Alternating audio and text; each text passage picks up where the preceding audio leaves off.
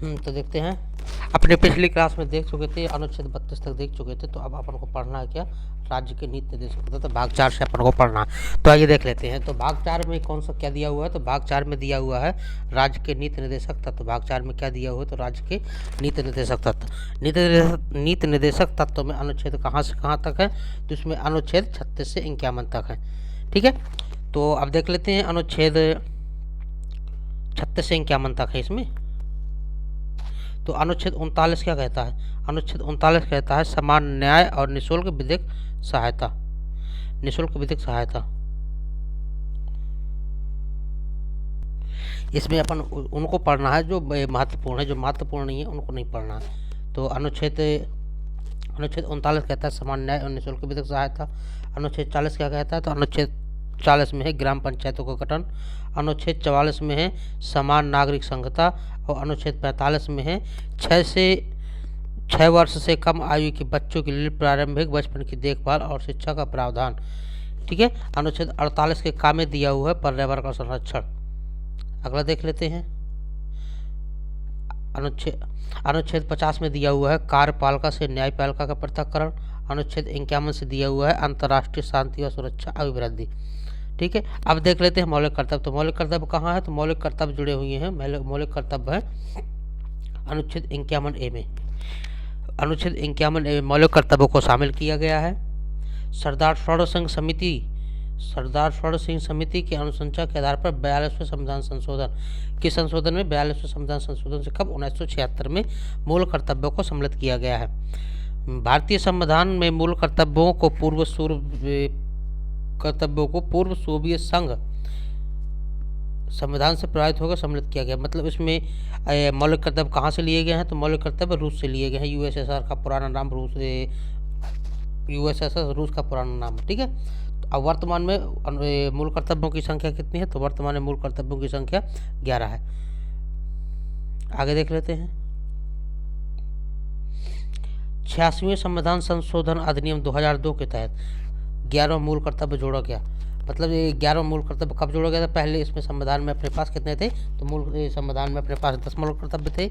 अब उनको 86वीं संविधान संशोधन 2002 के तहत 11वां मूल कर्तव्य जोड़ा गया है, और जिसमें 6 से 14 वर्ष तक की आयु के बच्चों को शिक्षा के अवसर प्रदान करना प्रत्येक माता या पिता का कर्तव्य निर्धारित किया गया है। आगे देख लेते हैं, आगे आ जाता है राष्ट्रपति। आगे आ जाता है राष्ट्रपति। राष्ट्रपति में क्या है, तो राष्ट्रपति में अनुच्छेद, राष्ट्रपति के जितने अनुच्छेद है तो उसमें अपन देखेंगे। तो अनुच्छेद क्या कहता है, तो अनुच्छेद भारत का राष्ट्रपति होगा।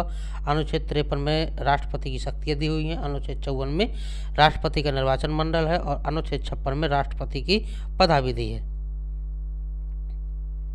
और 57 में क्या दिया हुआ है, तो 57 में दिया हुआ है पुनर्निर्वाचन के लिए पात्रता। एक बार और देख लेते हैं इन्हीं को। अनुच्छेद 52 में क्या दिया हो, तो अनुच्छेद 52 में राष्ट्रपति भारत का एक राष्ट्रपति होगा। अनुच्छेद 53 में राष्ट्रपति की शक्तियाँ दी हुई है, और अनुच्छेद 54 में राष्ट्रपति का निर्वाचक मंडल होगा, और अनुच्छेद 56 में राष्ट्रपति की पदाविधि, और अनुच्छेद 57 में पुनः निर्वाचन के लिए पात्रता। मतलब जिसे एक बार राष्ट्रपति बन गया उसका कार्यकाल समाप्त होगा, तो दोबारा निर्वाचन के लिए उसमें अनुच्छेद 57 में दिया हुआ है।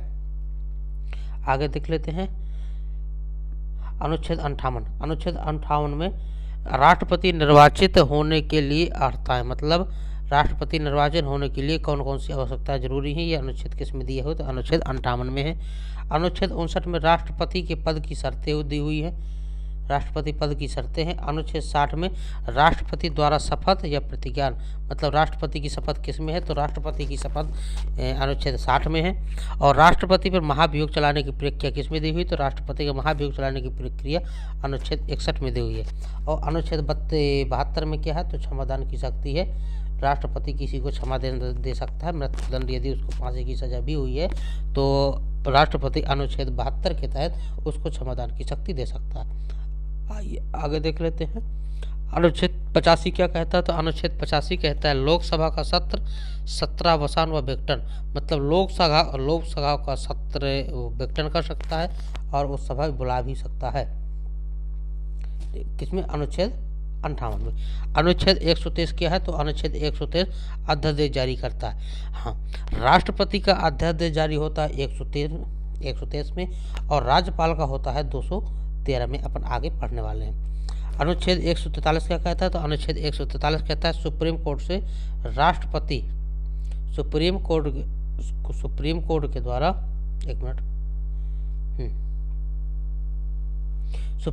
अनुच्छेद 143 कहता है सुप्रीम कोर्ट से राष्ट्रपति द्वारा किसी मामले पर सलाह। सुप्रीम कोर्ट से राष्ट्रपति द्वारा किसी मामले पर सलाह।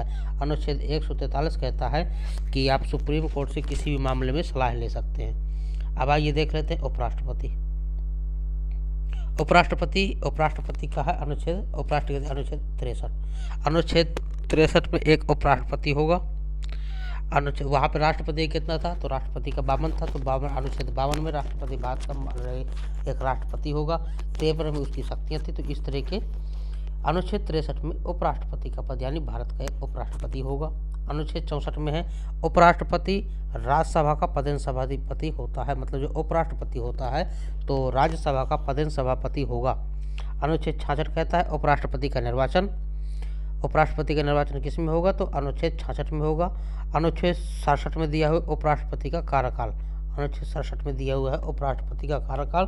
और अनुच्छेद 69 में दिया हुआ उपराष्ट्रपति द्वारा शपथ ग्रहण। मतलब अनुच्छेद 69 में उपराष्ट्रपति का शपथ है। अनुच्छेद 67 में उपराष्ट्रपति का कार्यकाल है। अनुच्छेद 67 में उपराष्ट्रपति का निर्वाचन है। अनुच्छेद 64 में उपराष्ट्रपति राज्यसभा का सभ्य पदापति होगा। और अनुच्छेद 63 कहता है उपराष्ट्रपति एक भारत का होगा। आइए अगला देख लेते हैं। केंद्रीय मंत्रिपरिषद एक मिनट। केंद्रीय मंत्रिपरिषद, तो केंद्रीय मंत्रिपरिषद में अनुच्छेद कितना है? अनुच्छेद 74। अनुच्छेद 74 क्या कहता है? राष्ट्रपति की सहायता के लिए मंत्रिपरिषद जिसका प्रमुख प्रधानमंत्री होगा। मतलब राष्ट्रपति की सहायता के लिए, जो राष्ट्रपति है तो भारत के एक मुखिया है, उसकी सहायता के लिए एक मंत्रिपरिषद होगी पूरी। और उस मंत्रिपरिषद का जो प्रमुख होता है वो प्रधानमंत्री होगा। ये अनुच्छेद 74 कहता है। अनुच्छेद 78 क्या कहता है? तो राष्ट्रपति को सूचित करने संबंधी प्रधानमंत्री के दायित्व। मतलब कोई भी काम करना है तो राष्ट्रपति को सूचना देना होगा प्रधानमंत्री की। अनुच्छेद कौन कहता है? अनुच्छेद 78 कहता है। अनुच्छेद 76 में भारत का महान्यायाधीश भी सरकार का एक विधिक अधिकारी होगा। और अनुच्छेद 148 कहता है भारत के नियंत्रक महालेखा परीक्षक जो सरकार के व्यय का लेखा जोखा करता है वो कौन है? नियंत्रक एवं महालेखा परीक्षक। ठीक है। 280 में दिया हुआ अनुच्छेद 280 में दिया हुआ वित्त आयोग। अनुच्छेद 315 में है संघ और राज्यों के लिए लोक सेवा आयोग। और अनुच्छेद 324 में है निर्वाचन आयोग। अनुच्छेद 324 में क्या है? निर्वाचन आयोग। आगे देख लेते हैं। अब इसमें देख लेते हैं संसद।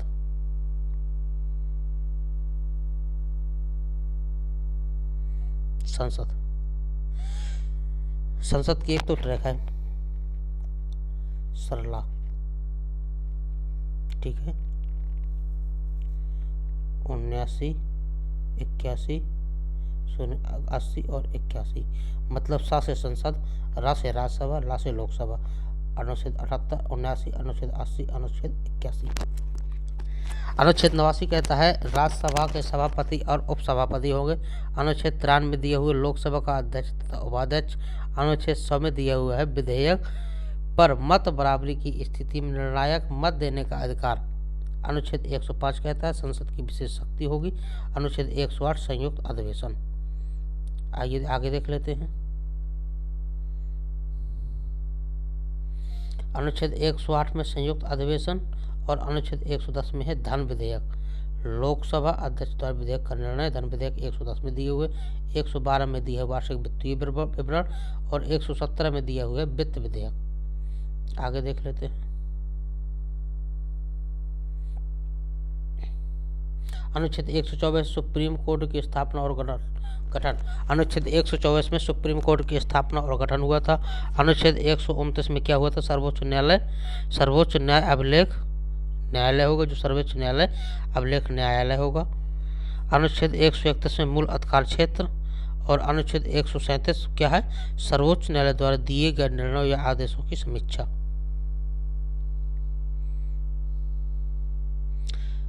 अब आ जाता है राज्यपाल। राज्यपाल कहाँ से कहाँ तक चलता है, तो राज्यपाल का अनुच्छेद 152 से 161 तक। अनुच्छेद 152 में राज्य की राजभाषा। अनुच्छेद 153 में है राज्यों के लिए एक राज्यपाल होगा।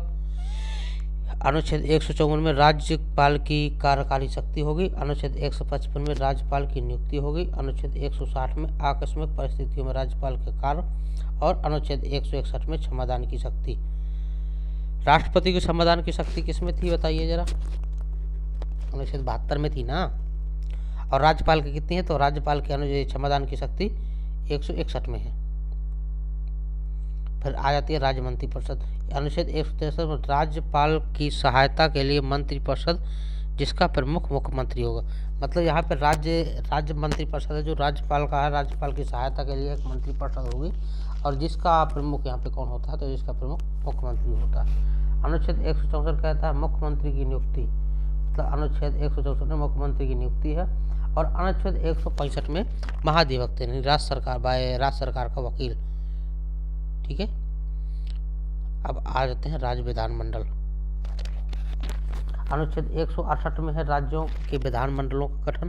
अनुच्छेद 169 में विधान परिषद का गठन व समाप्ति। अनुच्छेद 176 में राज्यपाल की विशेष भाषण। अनुच्छेद 199 में धन विधेयक की परिभाषा। अनुच्छेद 200 में है राज्य विधानसभा द्वारा पारित विधेयकों पर राज्यपाल की अनुमति। अनुच्छेद 213 में है राज्यपाल की अध्यादेश जारी करने की शक्ति। राज्यपाल की अध्यादेश शक्ति कितने में करेगा, 213 में। और राष्ट्रपति कितने में अध्यादेश करता है, अनुच्छेद 123 में करता है। ठीक है, अनुच्छेद 214 क्या है, राज्यों के लिए उच्च न्यायालय होगा। अनुच्छेद 219 कहता है उच्च न्यायालयों के न्यायाधीशों द्वारा शपथ या प्रतिज्ञान। अनुच्छेद 226 क्या कहता है, तो मूल अधिकारों के संरक्षण हेतु उच्च न्यायालयों की कुछ रिट जारी करने की शक्ति। मूल अधिकारों के संरक्षण हेतु उच्च न्यायालयों की कुछ रिट जारी करने की शक्ति किसमें होती है, तो अनुच्छेद 226 में होती है। अनुच्छेद 233 में है राज्यपाल द्वारा जिला न्यायाधीशों की नियुक्ति। मतलब जिला न्यायाधीशों की नियुक्ति कौन करता है, तो जिला न्यायाधीश की नियुक्ति करता है राज्यपाल। और किस में दिया हुआ है, ये अनुच्छेद 233 में दिया हुआ है। आगे देख लेते हैं अनुच्छेद 300 का संपत्ति का आपने पहले पार्ट में पढ़ा हुआ था कि संपत्ति का जो अधिकार था आपका मौलिक अधिकार 7वां था, तो उसको वहां से उठा करके अनुच्छेद 300 में डाला गया था। तो वही है संपत्ति का अधिकार, विधि के प्राधिकार के बिना व्यक्ति को संपत्ति से वंचित न किया जाना। अनुच्छेद 312 कहता है अखिल भारतीय की सेवाएं, और इसमें झारखंड, मध्य प्रदेश, छत्तीसगढ़ तथा उड़ीसा में एक जनजाति कल्याण मंत्री राज्यपालाध्यक्ष नियुक्त किया जाता है। मतलब जो जनजाति क्षेत्र है, तो जनजाति क्षेत्र में कल्याण मंत्री राज्यपाल द्वारा नियुक्त किया जाता है। राज्यपाल विधानसभा का विघटन मुख्यमंत्री की सलाह पर करता है। यहाँ पे राज्यपाल जो होता है, तो विधानसभा का विघटन क्या कौन करता है, मुख्यमंत्री की सलाह पर करता है। अब इसमें देख लेते हैं केंद्र और राज्य में संबंध। तो अनुच्छेद 249 में है राज्य सूची के विषय पर संसद द्वारा कानून बनाने का प्रावधान है। मतलब अनुच्छेद 249 कहता है कि राज्य सूची के विषय पर संसद द्वारा कानून बनाने का प्रावधान है। अनुच्छेद 262 अंतर्राज्यीय जल विवाद। अनुच्छेद 263 में अंतर्राज्यीय परिषद। अनुच्छेद 266 संचित निधि। अनुच्छेद 267 में आकस्मिकता निधि। ठीक है, आगे देख लेते हैं अनुच्छेद 330 यानी लोकसभा व राज्यसभा के आरक्षण। तो अनुच्छेद 330 में लोकसभा में SC/ST के सीटों के लिए आरक्षण है। अनुच्छेद 332 में है राज्यों की विधानसभा में SC/ST के लिए आरक्षण। मतलब अनुच्छेद 30 में लोकसभा में SC/ST सीट का आरक्षण है, और अनुच्छेद 232 में है राज्य की विधानसभा में SC/ST के लिए आरक्षण है। अनुच्छेद 335 में क्या है, सेवाओं और पदों के लिए SC/ST के दावे। अनुच्छेद 338/338 का SC आयोग और ST आयोग बना था और बनता है। और अनुच्छेद 338 का भी है राष्ट्रीय पिछड़ा आयोग। कब बना है, ये अभी 2018 में लागू हुआ है। 102वां संविधान संशोधन 2018 में। 343 में संघ की राजभाषा दी हुई है। और अनुच्छेद 243A से 243O तक क्या दिया हुआ है, ग्राम पंचायत दी हुई है। आगे देख लेते हैं इसमें देख लेते हैं आपातकालीन प्रावधान, मतलब आपातकाल कब कब लग सकता है और कितने आपातकाल लगते हैं। 3 आपातकाल लगते हैं ना, तो और उनका अनुच्छेद देख लेते हैं। तो अनुच्छेद 352 में है राष्ट्रीय आपातकाल, अनुच्छेद 356 में है राष्ट्रपति शासन, और अनुच्छेद 360 में है वित्तीय आपातकाल, और अनुच्छेद 368 में संविधान का संशोधन कर सकते हैं आप अनुच्छेद कितने से 368 से। ठीक है, अब देख लेते हैं इसमें महत्वपूर्ण तथ्य। तो संविधान सभा में कुल 11 सत्र हुए हैं। संविधान सभा में कितने सत्र हुए? संविधान सभा में कुल 11 सत्र हुए हैं, जिसके बाद हमारे देश का संविधान बनकर तैयार हुआ था। संविधान सभा के 5वें सत्र का आयोजन 14 से 30 अगस्त 1947 को किया गया था। 5वें सत्र का आयोजन 26 जनवरी 1950 को भारतीय संविधान लागू होने के बाद संविधान सभा का अस्तित्व समाप्त हो गया था तथा 1952 में ईस्वी तक इसने भारत का अस्थायी संसद के रूप में कार्य किया। मतलब 1952 तक अस्थायी संसद के रूप में काम किया था। प्रथम लोकसभा का गठन 17 अप्रैल 1952 को हुआ था। कब हुआ था? प्रथम लोकसभा का गठन 17 अप्रैल 1952 को भारत में प्रथम आम चुनाव के बाद किया गया था। तो ये बातें ध्यान रखना, बहुत ही इंपॉर्टेंट है। इसमें ओनली फैक्ट है, ये सीधा से सीधा क्वेश्चन में पेपर में आपको मिलेंगे। इसके बाद स्वतंत्र भारत का प्रथम संसद सत्र कब से चला था? स्वतंत्र भारत का 13 मई 1952 से चला गया था। और भारतीय संविधान सभा ने संविधान निर्माण के लिए 22 समितियों का गठन किया था। भारतीय संविधान सभा ने संविधान निर्माण के कितनी समितियों का गठन किया था? 22 समितियों का गठन किया था। जवाहरलाल नेहरू के समय भारत की अंतरिम सरकार का गठन कब हुआ था? तो 2 सितंबर 1946 को हुआ था। ठीक है, आगे देख लेते हैं।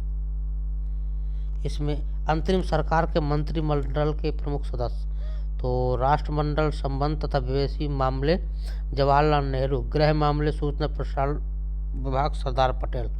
मतलब जो विदेशी मामले थे जवाहरलाल नेहरू संभालते थे और गृह मामले सूचना प्रसारण सरदार पटेल संभालते थे। खाद्य एवं कृषि विभाग को मंत्री कौन थे? राजेंद्र प्रसाद को बनाया गया था। रक्षा मंत्री को बलदेव सिंह को बनाया गया था। कानून मंत्री जोगेंद्र नाथ मंडल को बनाया गया था और श्रम मंत्री बाबू जगजीवन राम को बनाया गया था। आगे देख लेते हैं। 1947 ईस्वी में स्वतंत्र भारत के पहले कानून मंत्री कौन बने थे? डॉक्टर BR अम्बेडकर बने थे। स्वतंत्र भारत के पहले वित्त मंत्री कौन थे? RK षणमुखम शेट्टी थे। ठीक है, तो ये बातें ध्यान रखना, एजीटीसी में क्वेश्चन में पेपर में आपको मिल जाएंगे। आते ही हैं बिल्कुल जो कहते पॉइंट टू पॉइंट सवाल आ जाते हैं आपके। तो संविधान का मसौदा तैयार करने वाली संविधान सभा के कानूनी सलाहकार कौन थे? तो ये थे BN राव। संविधान सभा द्वारा विश्व के लगभग 60 देशों के संविधान का अध्ययन किया गया था। संविधान निर्माण के लिए निर्वाचित संविधान सभा की प्रमुख बैठकें कौन कौन थी? प्रथम बैठक कब हुई थी? 9 दिसंबर 1946 का। इसमें अस्थायी अध्यक्ष कौन थे? सच्चिदानंद सिन्हा। द्वितीय बैठक 11 दिसंबर 1946 को हुई थी। इसमें स्थायी अध्यक्ष बनाया गया था डॉक्टर राजेंद्र प्रसाद और उपाध्यक्ष बनाया गया था हरेंद्र कुमार मुखर्जी को। ठीक है, तृतीय बैठक देख लेते हैं। तृतीय बैठक 13 दिसंबर 1946 को हुई थी। जवाहरलाल नेहरू ने संविधान सभा में उद्देश्य प्रस्ताव प्राप्त किया था, जो 22 जनवरी 1947 को सर्वसम्मति स्वीकार किया गया था। ठीक है, संविधान सभा में महिला प्रतिनिधियों की संख्या कितनी थी? 15 थी। संविधान सभा का मसौदा समिति सदस्यों की संख्या कितनी थी? संविधान सभा का जो मसौदा तैयार किया गया था इसमें सदस्यों की संख्या 7 थी। समिति के अध्यक्ष बनाया गया था डॉक्टर BR अम्बेडकर को। ठीक है, आगे देख लेते हैं। प्रमुख समिति देख लेते हैं। प्रमुख समितियां, तो संघ समिति के अध्यक्ष कौन थे? प्रमुख समिति संघ समिति के अध्यक्ष थे जवाहरलाल नेहरू थे। संघीय संविधान समिति के अध्यक्ष भी जवाहरलाल नेहरू थे और राज्य समिति के संबंध अध्यक्ष भी जवाहरलाल नेहरू थे। प्रांतीय संविधान समिति के अध्यक्ष सरदार वल्लभ भाई पटेल। प्रारूप समिति के अध्यक्ष थे डॉक्टर BR अम्बेडकर। सलाहकार समिति के अध्यक्ष थे डॉक्टर राजेंद्र प्रसाद सलाहकार समिति सरदार वल्लभ भाई पटेल। मौलिक अधिकार उप समिति के अध्यक्ष थे JP कृपलानी और अल्पसंख्यक उप समिति के अध्यक्ष थे SC मुखर्जी और प्रक्रिया एवं नियम समिति के अध्यक्ष थे डॉक्टर राजेंद्र प्रसाद। संचालन समिति के अध्यक्ष थे डॉक्टर राजेंद्र प्रसाद। तो इनको याद रखना, ये बिल्कुल क्वेश्चन में आएंगे। अपने NTPC का ही पेपर चलने वाला है, उसमें जो कहते क्वेश्चन आपको मिलेंगे। इसमें अब देख लेते हैं, संविधान सभा ने भारतीय संविधान को 26 नवंबर 1949 को अपनाया।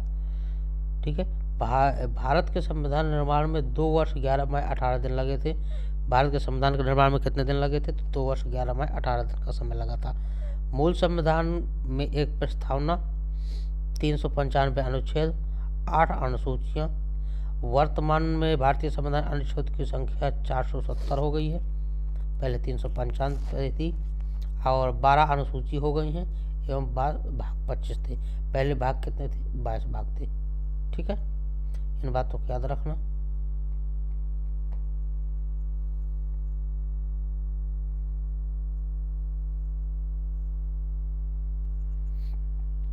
आगे देख लेते जो भी पॉइंट बचा हुआ थोड़ी बहुत।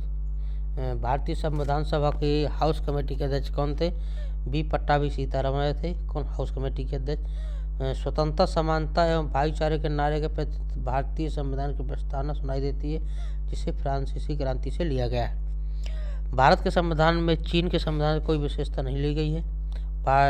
सरकार के संघीय स्वरूप को वेस्टमिनिस्टर प्रणाली के रूप में भी जाना जाता है। वेस्टमिनिस्टर प्रणाली का नाम सेंट्रल लंदन के उस स्थान से लिया गया जहाँ यूनाइटेड किंगडम की संसद है। यह प्रणाली एक लोकतांत्रिक प्रणाली है। संविधान सभा की विशेषताएं, इसमें अपने संविधान सभा की विशेषताएं क्या है? में विश्व का सबसे लंबा लिखित संविधान है, कठोरता और लचीलेपन का मिश्रण है, यानी मिश्रित संविधान है, एकल नागरिकता है इसमें, और सरकार का संघीय स्वरूप है, एकीकृत व स्वतंत्र न्यायपालिका है, संघीय प्रभुत्व एवं न्यायिक सर्वोच्चता है, और सार्वभौमिक वयस्क मताधिकार है। ठीक है, आगे देख लेते हैं। भारत में नागरिकता अधिनियम कब पारित किया गया था? तो भारत में नागरिकता अधिनियम किया गया था 1955 में पारित। भारत में नागरिकता ग्रहण करने के 5 प्रकार हैं। ठीक है, जन्म से वंशानुगत होना चाहिए, पंजीकरण द्वारा या फिर देशीकरण द्वारा या क्षेत्र विशेष द्वारा, किसी भूमि को भारत से मिलाकर। स्वतंत्रता के बाद भारत में 562 स्वतंत्र रियासतें एकीकृत की गई थी। इन रियासतों को एकीकृत करने की जिम्मेदारी किसकी दी गई थी? सरदार वल्लभ भाई पटेल को। भारतीय संविधान का प्रस्तावना 13 प्रकार के न्याय हैं, सामाजिक, आर्थिक, राजनीतिक, तथा 5 प्रकार की स्वतंत्रता है, विचार, अभिव्यक्ति, विश्वास, धर्म, उपासना की स्वतंत्रता एवं प्रतिष्ठा व अवसर की समानता। ठीक है, तो ये अपना खत्म हुआ। थोड़ा और देख लेते हैं।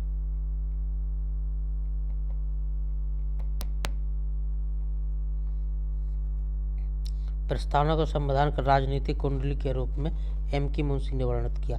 मतलब क्वेश्चन आपका आ जाएगा तो संविधान की राजनीतिक कुंडली के रूप में किसने वर्णित किया है? तो आपका ऑप्शन रहेगा M.K. मुंशी, तो आपको लगा देना है। प्रस्तावना को भारतीय संविधान की आत्मा किसने कहा है? तो संविधान सभा की आत्मा ठाकुर भार्गव ने कहा है। किसने कहा है? आपका क्वेश्चन पूछ लिया जाएगा कि भारतीय संविधान की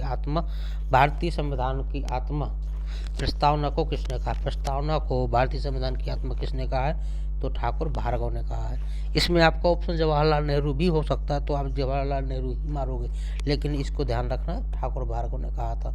धन्यवाद। तो अपने जो भी महत्वपूर्ण इम्पोर्टेंट अनुच्छेद थे तो उनको अपन ने अनुच्छेदों को पढ़ लिया, देख लिया, कुछ पहले पार्ट में कवर किया, कुछ दूसरे पार्ट में कवर किया। यदि आपको वीडियो अच्छी लगी हो तो वीडियो को लाइक करें, चैनल को सब्सक्राइब करें और दोस्तों तक उसको शेयर करें, और इसी तरीके की अपनी वीडियो मिलती रहेंगी। और हाँ, NTPC के लिए NTPC के लिए GK की जो अपन पूरी है इतिहास के, तो उसके प्रीवियस ईयर की क्वेश्चन की सीरीज चलाने वाले हैं, तो आप ज़्यादा से ज़्यादा उसको सपोर्ट कीजिएगा। धन्यवाद।